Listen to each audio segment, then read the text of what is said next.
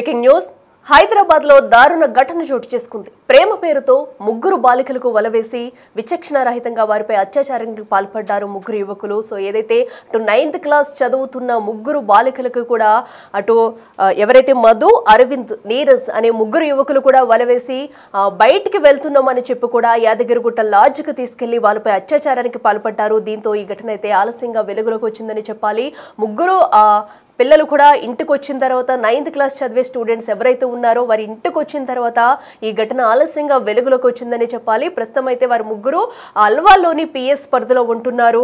So వీరైతే 9th class చదువుతున్నారు. అక్కడ దగ్గరలో ఉన్న ముగ్గురు యువకులు కూడా వీరిపై అయితే వల వేసి ప్రేమ పేరుతో వీరిని మోసం చేశారు. సో ఏదైతే బతుకమ్మ సంబరాలంటూ బతుకమ్మ జరుగుతుండగా బతుకమ్మ ఉంది వెళ్తున్నామంటూ కూడా ఇంట్లో చెప్పి వెళ్లారు ఈ ముగ్గురు బాలికలు. అయితే వీరు ముగ్గురు కూడా తీసుకుని యాదగిరిగుట్టకి తీసుకెళ్తున్నాము టూర్క్ అని చెప్పి నమ్మించి వాళ్ళ ముగ్గురిని బయటకు తీసుకెళ్లి వారిపై అత్యాచారానికి పాల్పడ్డారు. ఏదైతే యాదగిరిగుట్ట సమీపంలో ఉన్న ఒక లాడ్జ్ తీసుకున్నారో ఆ లాడ్జ్ లోకి వెళ్లిన అనంతరం ముగ్గురు వారిపై అత్యాచారానికి పాల్పడి తీసుకెళ్లి అనంతరం కూడా వీరిని వదిలేశారు. సో దీంతో ఈ ఘటన అయితే బయటకు వచ్చింది. అయితే ఇంట్లో పేరెంట్స్ క్వశ్చన్ చేయగా కూడా ఈ ఘటన అయితే ఆలస్యంగా వెలుగులోకి వచ్చింది.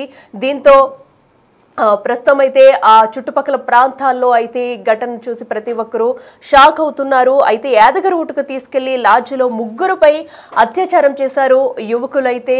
సో వారి ఫొటోస్ కూడా మనం చూస్తున్నాము. ప్రస్తుతం అయితే బిగ్ టీవీ స్క్రీన్ మీద మనం చూస్తున్నాం కదా. సో ఆ యువకుల్లో ఫొటోస్ కూడా మనం చూస్తున్నాము. ఏదైతే బాలికలను అయితే తీసుకుని వెళ్లారో విచక్షణ రహితంగా దాడి చేసి టూర్క్ అని చెప్పి వాళ్ళని నమ్మించి అయితే వీరు తీసుకెళ్లి అత్యాచారం చేసి అనంతరం కూడా తీసుకొచ్చి వదిలేసిన ఘటనను చూస్తున్నాము. సో నలుగురు ఎవరైతే ఉన్నారో నలుగురు కలిసి కూడా ఈ ఘటనకు పాల్పడినట్టయితే తెలుస్తుంది. ప్రస్తుతం అయితే వీరు ఎవరైతే ముగ్గురు బాలికలు ఉన్నారో 9th క్లాస్ చదివే వాళ్ళు పేరెంట్స్ అయితే ఇంట్లో కనిపించడం లేదంటూ ముందుగానే పోలీసులకు ఫిర్యాదు చేసినట్టు కూడా తెలుస్తుంది. దీంతో వారు తిరిగి వచ్చిన అనంతరం కూడా ఈ మిస్సింగ్ ఘటన వీడిందని కూడా మరో పక్కన పోలీసులు అయితే చెప్తున్నారు. అయితే బతుకమ్మ ఉందని చెప్పేసి ఒక పక్కన ఈ ముగ్గురు బాలికలు ఇంట్లో చెప్పి వెళ్లారు. అలాగే అక్కడ లాడ్జ్కి వెళ్ళిన యువకులు అయితే ఆ నలుగురు కలిసి అమ్మాయిల మీద అత్యాచారం చేసి వారికైతే యాదగిరిగుట్ట వెళ్తున్నామని చెప్పేసి తీసుకెళ్లి అత్యాచారానికి అయితే పాల్పడి మళ్ళీ తిరిగి తీసుకొచ్చి అయితే ఇంటి దగ్గర వదిలేసిన ఘటన చూస్తున్నాము. ఇదే అంశానికి సంబంధించి మరింత సమాచారం అందించేందుకు మా ప్రతినిధి అనిల్ ఉన్నారు. అనిల్ చెప్పండి. సో అల్వాల్ పిఎస్ పరిధిలో ఉన్న ముగ్గురు బాలికలపై కూడా అత్యాచారం జరిగినట్టు తెలుస్తుంది. అసలు వీరంతా కూడా ఎక్కడి వారు, సో ఇంట్లో ఏం చెప్పి వెళ్లారు, అసలు ఏం జరిగింది, పూర్తి డీటెయిల్స్ ఏంటి? చెప్పాలి. అయితే ఈ ఘటన యాదాద్రికి సంబంధించి యాదగిరిగుట్ట చోటు చేసుకోగా దీనికి సంబంధించి మైనర్ బాలికలంతా కూడా అల్వాల్ కావడంతో అల్వాల్ చెందిన పోలీస్ స్టేషన్ పరిధిలో అయితే ప్రజెంట్ కేసు నమోదు చేసుకున్నట్టుగా కూడా తెలుస్తుంది. ముఖ్యంగా ఈ అల్వాల్ కి సంబంధించి పిఎస్ పరిధిలో ఈ మైనర్ బాలికలంతా కూడా నివాసం ఉంటున్నట్టుగా కూడా తెలుస్తుంది. ముగ్గురు మైనర్ బాలికలు కూడా 9వ తరగతి చదువుతున్నారు. అయితే 9వ తరగతి చదువుతున్న ఈ మైనర్ బాలికలు బతుకమ్మ పండుగ స్పెషల్ అని చెప్పేసి 9వ తరగతి స్కూల్ చదువుతున్న నేపథ్యంలోనే వాళ్ళు స్పెషల్ బతుకమ్మ స్పెషల్ అని చెప్పేసి బయటికి రావడం జరిగింది. వచ్చిన క్రమంలోనే అక్కడే ఒక ముగ్గురు యువకులు ఉన్నారు. ఆ యువకులకు సంబంధించి వీళ్ళకి పరిచయం జరిగింది.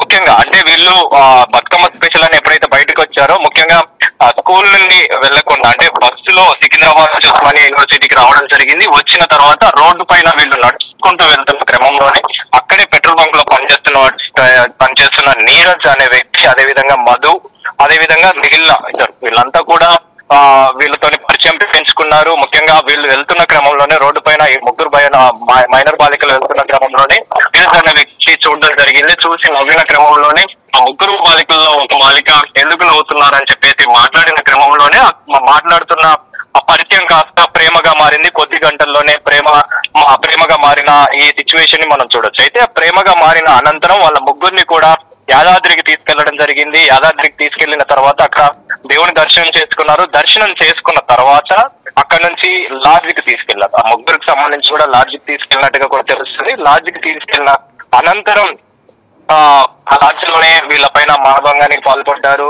అత్యాచారానికి పాల్పడ్డట్టుగా కూడా తెలుస్తుంది.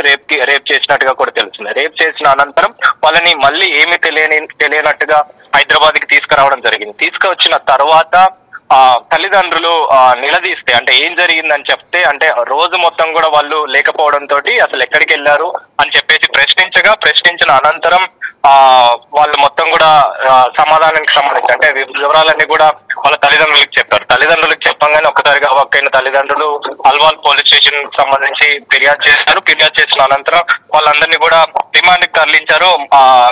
నిందితుల్ని మొత్తాన్ని కూడా పట్టుకున్న పరిస్థితి మనకు కనిపిస్తుంది. పట్టుకొని పోక్సో కేసు కింద అయితే ప్రజెంట్ కేసు నమోదు చేసిన పరిస్థితి మనకు కనిపిస్తుంది. అయితే వీళ్ళంతా కూడా స్నేహితులుగా తెలుస్తుంది. నిందితులంతా కూడా ముఖ్యంగా నీరజ్ అనే వ్యక్తి పెట్రోల్ బంక్ లో పనిచేస్తున్నాడు. అదే విధంగా ఒక మాల్లో నాని అనే వ్యక్తి పనిచేస్తున్నాడు. మొత్తం కూడా ఈ ముగ్గురు యువకులు కూడా స్నేహితులుగా తెలుస్తున్నది.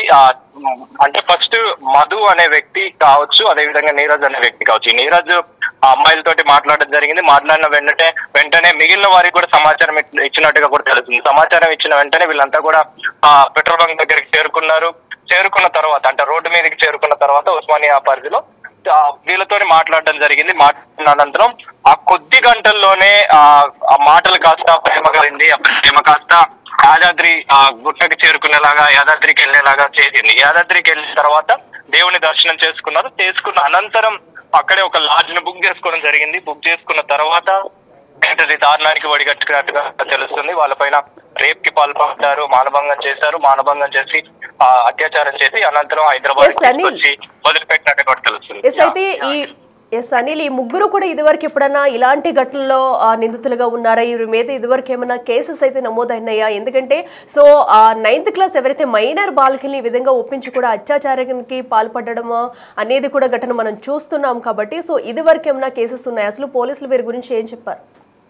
ప్రస్తుతం ఇన్వెస్టిగేషన్ అయితే కొనసాగుతుంది అఖిల. ముఖ్యంగా వీళ్ళకి సంబంధించి ఈ ఘటన అనేది ఆలస్యంగా వెలుగులోకి వచ్చింది కాబట్టి, అంటే తల్లిదండ్రులకు సంబంధించి ఈ ముగ్గురు మైనర్ బాలికలు కూడా వాళ్ళకి లేట్ గా సమాచారం ఇవ్వడంతో ఈ కేసుకు సంబంధించి పోలీసులకి లేట్ గా సమాచారం ఇచ్చారు. అందులో భాగంగానే వాళ్ళని అయితే అదుపులోకి తీసుకున్నారు. ఇన్వెస్టిగేషన్ అయితే చేస్తున్నారు. ఇన్వెస్టిగేషన్ తర్వాత తెలుస్తుంది కేసుకు సంబంధించి వీళ్ళ పైన ఇంతకు ముందు ఏమైనా ఉందా అనే కోణంలో కూడా దర్యాప్తు అయితే కొనసాగుతుంది కాబట్టి తర్వాత ఖచ్చితంగా దీనికి సంబంధించి వివరాలు అయితే తెలియజేసే అవకాశం ఉంది. ప్రస్తుతం అయితే వీళ్ళందరినీ కూడా పోక్సో కేసు కింద అయితే కేసు నమోదు చేసి అదుపులోకి తీసుకున్నారు, అరెస్ట్ చేశారు, రిమాండ్ కి తరలించిన ఘటన అయితే మనం చూడొచ్చు. దీనికి సంబంధించి అయితే ప్రస్తుతం ఈ మైనర్ బాలికలకు సంబంధించి వీళ్ళు 9వ తరగతి చదువుతున్న వీళ్ళకి అసలు అక్కడికి వెళ్లాల్సిన అవసరం వచ్చింది. అంటే గతంలో వీళ్ళు ఏమన్నా ఈ విధంగా బయటకు వస్తున్నట్టు వీళ్ళు అబ్జర్వ్ చేశారా ఏంటి అనేది కూడా పోలీసులు అయితే దర్యాప్తులో భాగంగా వివరాలు తెలుసుకుంటున్నారని చెప్పాలి. ముఖ్యంగా మైనర్ బాలికల్ని టార్గెట్ చేసుకొని వీళ్ళు ఏమన్నా ఇంతకు ముందు గతంలో ఈ విధంగా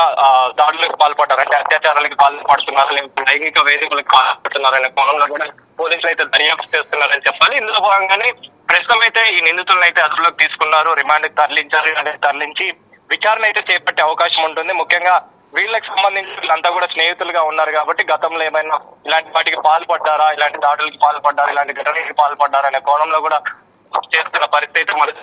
అయితే మైనర్ బాలికలకు వీళ్ళంతా కూడా కేసుకోల్కి సంబంధించి 9వ తరగతి చదువుతున్నారు కాబట్టి బతుకమ్మ స్పెషల్ అని చెప్పేసి వాళ్ళు బయటికి రావడం జరిగింది. బతుకమ్మ ఈవెంట్స్ ని చూసేందుకు మాత్రం వీళ్ళు బయటకు వచ్చినట్టుగా కూడా తెలుస్తుంది. అయితే ఇక్కడ మనం చూసుకున్నట్టయితే వీరంతా కూడా మైనర్ బాలికలు. అయితే ఆ యాదగిరిగుట్ట వద్ద ఎవరైతే లాడ్జ్ లో సోమేష్ అనే వ్యక్తి వీరికి రూమ్స్ ఇచ్చినట్టుగా కూడా తెలిసింది.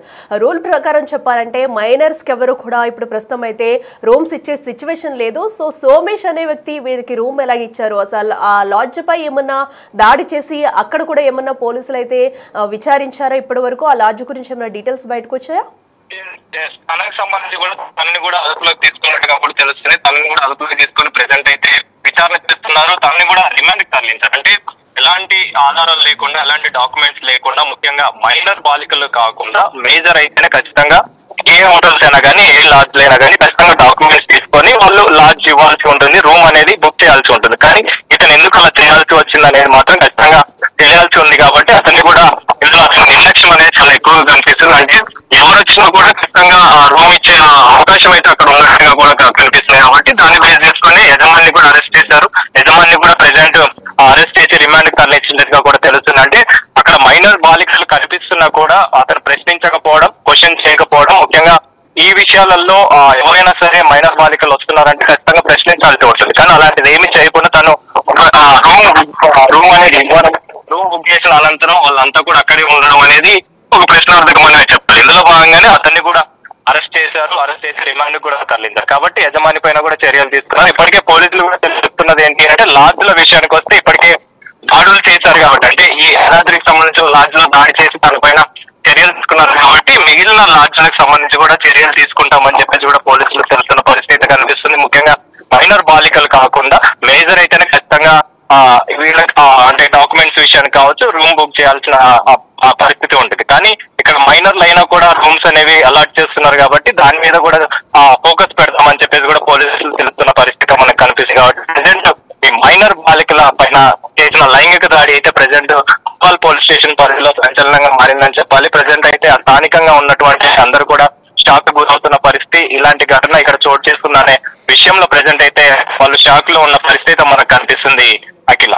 Right Anil, thank you. So ఏదేమైనా అటు మైనర్ బాలికలపై అత్యాచారానికి పాల్పడిన ఘటన ఆలస్యంగా వెలుగులోకి రావడంతో పోలీసులు అయితే విచారణ ప్రారంభించారు. ప్రస్తుతం ఎవరైతే అటు ముగ్గురు నిందితులు ఉన్నారో అత్యాచారానికి పాల్పడిన వారితో పాటు రూమ్ ఇచ్చిన సోమేష్ అనే వ్యక్తిని కూడా అదుపులోకి తీసుకుని విచారిస్తున్నారు. సో ఎందుకంటే యాజ్ ఏ రూల్స్ ప్రకారం కూడా మైనర్స్ ఎవరొచ్చినా కూడా రూమ్స్ ఇవ్వకూడదనే ఆంక్షలు అయితే ఉన్నాయి. సో అలాంటిది ఎటువంటి డీటెయిల్స్ తీసుకోకుండా ఆయన ఇచ్చారు. కేవలం డబ్బులు కాసుపడే ఆ సోమేష్ అనే వ్యక్తి వీళ్ళకి రూమ్స్ ఇచ్చారా, లేదంటే అక్కడ జరిగే దందా ఇంకేమన్నా ఉందా అనే కోణంలో కూడా పోలీసులు విచారణ జరుగుతుంది. ప్రస్తుతం అయితే 9వ తరగతి చదువుతున్న ముగ్గురు మైనర్ బాలికలపై అత్యాచారం జరిగినట్టయితే డాక్టర్లు కూడా నిర్ధారించారు. వారికి వైద్య పరీక్షలు నిర్వహించగా కూడా అత్యాచారం జరిగినట్టయితే తేలింది. ప్రస్తుతం ముగ్గురు యువకుల్ని అదుపులోకి తీసుకుని పోలీసులు విచారిస్తున్నారు. వీరంతా ఎక్కడి వారు, ఇంతకు ముందు ఏమైనా నేర చరిత్ర కలిగి ఉందా, ఇలాంటి మైనర్ బాలికలకి వల వేసి ఏమన్నా ఇలాంటి ఘటనలకు పాల్పడుతున్నారా, అసలు వీళ్ళు ఏం చేద్దామనుకున్నారనే కోణంలో దర్యాప్తు అయితే జరుగుతుంది.